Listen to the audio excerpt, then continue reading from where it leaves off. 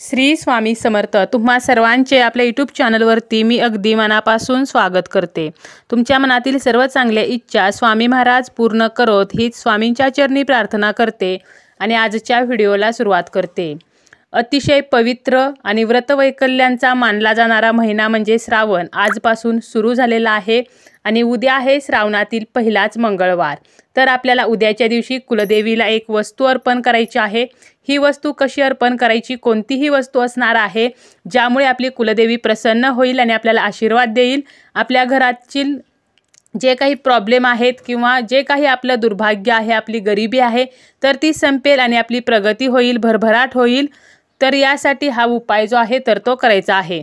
तर या व्हिडिओला सुरुवात करण्या अगोदर तुम्ही जर चॅनलवरती नवीन असाल आणि पहिल्यांदाच माझे व्हिडिओ पाहत असाल तर चॅनलला सबस्क्राइब करा आणि जर तुम्हाला हा व्हिडिओ माहितीपूर्ण वाटला तर व्हिडिओला लाईक करा।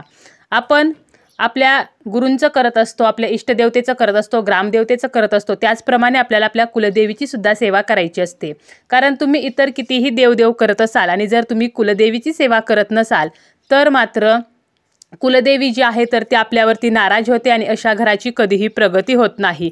जर आपली कुलदेवी आपल्यावरती प्रसन्न नसेल, तिचा आशीर्वाद जर आपल्याला नसेल तर आपल्या घरामध्ये काही ना काही अडचणी येत असतात। मुलांची लग्ने होण्यास अडचणी येतात, तसेच नोकरी व्यवसायामध्ये भरभराट होत नाही। घरातील एखादी व्यक्ती जर व्यवसाय करत असेल तर त्या व्यवसायामध्ये हवा तसा फायदा होत नाही, नोकरीमध्ये प्रमोशन मिळत नाही किंवा नोकरीमध्ये सुद्धा प्रॉब्लेम येतात, घरामध्ये पैसा येत नाही आणि जरी तो आला तरी काही ना काही कारणाने तो सतत खर्च होतो, घरामध्ये पैसा टिकत नाही, म्हणजेच माता लक्ष्मी घरामध्ये स्थिर राहत नाही, घरामध्ये सतत वाद कलह कटकटी सुरू असतात। पैसा घरात येण्या अगोदरच तो बाहेर जाण्याचे मार्ग सुद्धा लगेचच तयार होत असतात। तसेच घरामध्ये भावाभावांचे पटत नाही, घरातील व्यक्तीमध्ये प्रेम आपुलकी नसते, तर त्यांच्यामध्ये सतत वाद होत असतात, मतभेद निर्माण होत असतात, छोट्या छोट्या गोष्टीवरून कुडबुडी ह्या सुरू असतात। आणि असे म्हणतात की ज्या घरातील स्त्रिया खळखळून हसतात तेथे लक्ष्मी माता निवास करते, परंतु ज्या घरावरती कुलदेवी नाराज आहे तर त्या घरातील गृहलक्ष्मी ही कधीही खुश नसते, तर ती सतत निराश असते। आणि म्हणून आपल्याला कुलदेवीच्या काही सेवा ज्या आहेत तर त्या करायच्या असतात। श्रावण महिना हा अतिशय शुभ मानला जातो, त्यामुळे आपण या महिन्यामध्ये सुद्धा आपल्या कुलदेवीची सेवा जी आहे तर ती करायची असते। वर्षातून एकदा का होईना परंतु कुलदेवीच्या मूळ स्थानावरती जाऊन कुलदेवीचे दर्शन करणे, कुलदेवीची ओटी भरणे, तर हे आपल्याला करायचे असते। तसेच कुलदेवीस कुंकुमार्चन केले जाते, देवीच्या सवाष्णी घालणे किंवा दुर्गा सप्तशतीचे पाठ करणे, तर या सुद्धा सेवा तुम्ही या श्रावण महिन्यामध्ये करू शकता। आता बघा, जर आपली देवी प्रसन्न नसेल तर आपल्याकडून काही ना काहीतरी चूक होत आहे किंवा आपण तिच्या काही सेवा करत नाही आहोत किंवा तिची ओटी भरत नाही आहोत, त्यामुळे आपल्याला काय करायचं आहे तर तिची ओटी सुद्धा या श्रावण महिन्यामध्ये भरायची आहे आणि आपल्याला एक वस्तू जी आहे तर ती मात्र आवर्जून अर्पण करायची आहे। तर बघा, आपण जेव्हा ओटी भरत असतो तेव्हा ओटीमध्ये जे साहित्य असतं तर ते सर्व साहित्य असायला हवं, कारण ओटीमध्ये जर एखादी वस्तू नसेल तर देवी जी आहे तर ती ओटी मान्य करत नाही, अशी ओटी देवी कधीही स्वीकारत नाही, अशी जी ओटी आहे तर ती कधीही रुजू होत नाही। त्यामुळे देवीची ओटी कशी भरायची, कोणत्या साहित्याने भरायची, तर हे व्हिडिओमध्ये आपण पुढे पाहणारच आहोत। पण त्यापूर्वी आपल्याला कुलदेवीला कोणती एक वस्तू अर्पण करायची आहे, तर आपल्याला कुलदेवीला तांबूल म्हणजेच पानाचा विडा अर्पण करायचा आहे। 5 किंवा 2 पाने घ्यायची आहेत, त्यात खोबरे, काजू, वेलची, तर असे 13 प्रकार टाकून जे बनवतात तर तो प्रसाद असतो तर तो त्या पानामध्ये ठेवायचा आहे आणि आपल्याला हा तांबूल जो आहे तर तो देवीला अर्पण करायचा आहे। आणि हा विडा म्हणजे जो असणार आहे, आपण जो देवीला अर्पण केलेला आहे, तर हा दुसऱ्या दिवशी आपण खायचा आहे। आता तुम्ही जर शक्य असेल तर मूळ स्थानावरती जाऊन देवीची ओटी भरून देवीला पानाचा विडा म्हणजे तांबूल अर्पण करू शकता, किंवा तुम्ही घरीच काय करायचं आहे तर उद्या सकाळी लवकर उठून तुमच्या देवांची पूजा वगैरे करून जी तुमची कुलदेवी आहे तर तिची विधिवत पूजा करायची आहे। एका सेपरेट पाटावरती तुम्ही ही पूजा करा किंवा देवघरामध्येच केली तरी चालेल। सर्वप्रथम दिव्याची पूजा करायची आहे, यानंतर आपल्याला देवीला विधिवत स्नान घालायचं आहे, तुम्ही पंचामृताचं स्नान घालू शकता आणि यानंतर आपल्याला देवीची विधिवत पूजा करायची आहे, देवीची आरती करायची आहे आणि यानंतर आपल्याला पानाचा विडा जो आहे तर तो देवी समोर आपल्याला ठेवायचा आहे, म्हणजेच आपल्याला देवीला तांबूल अर्पण करायचं आहे। असं जर तुम्ही संपूर्ण श्रावण महिना केलं, 4 ते 5 जर मंगळवारी आपण हा उपाय करत असू तर आपल्याला लगेचच फरक जाणवतो। आपल्या घरामध्ये आर्थिक स्थैर्य येते, आजारपण जे आहे तर ते कमी होते, घरातील भांडणे कटकटी जे आहेत तर त्या सुद्धा कमी होत असतात। आता पाहूया ते म्हणजे कुलदेवीची ओटी आपल्याला कशा प्रकारे भरायची आहे। आपण जर या श्रावण महिन्यामध्ये आपल्या कुलदेवीची ओटी भरली तर आपली आध्यात्मिक उन्नती होत असते, त्यामुळे आपल्याला ही ओटी जी आहे तर ती भरायची आहे।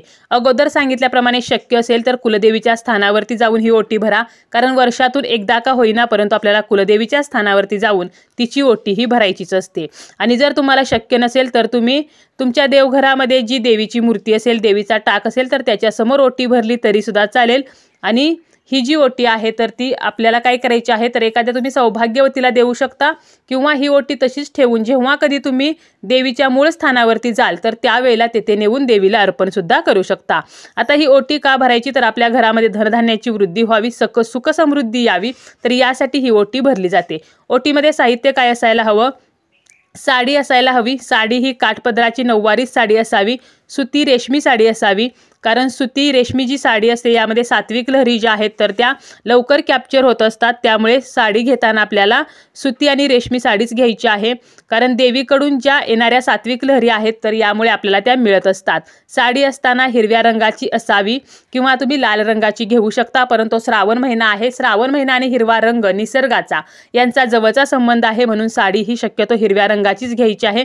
काळ्या पांढऱ्या तर अशा रंगांची निवड करायची नाही। आणि साडीला अटॅच जरी ब्लाउज पीस असला तरी सुद्धा लक्षात घ्या की आपल्याला नवीन ब्लाउज पीस सुद्धा या साडीवरती घ्यायचा आहे, म्हणजे खण ज्याला आपण म्हणतो तर तो खण सुद्धा आपल्याला या साडीवरती घ्यायचा आहे।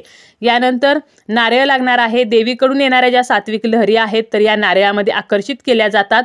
यानंतर लागणार आहे ते म्हणजे गहू। ओटी भरण्यासाठी शक्यतो गव्हाचाच वापर करायचा आहे, तांदळाचा वापर करू नये। यानंतर आपल्याला हळदी कुंकू लागणार आहे, त्यानंतर एक हळकुंड, एक सुपारी, एक बदाम, एक वेलची, खोबऱ्याची वाटी किंवा एक खोबऱ्याचा तुकडा।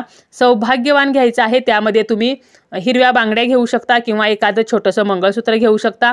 यानंतर वेणी किंवा गजरा लागणार आहे, दक्षिणा लागणार आहे, 5 फळे घ्यायची आहेत आणि सर्वात महत्त्वाचं म्हणजे तांबूल, कारण तांबूल शिवाय ओटी जी आहे तर ती अपूर्ण मानली जाते।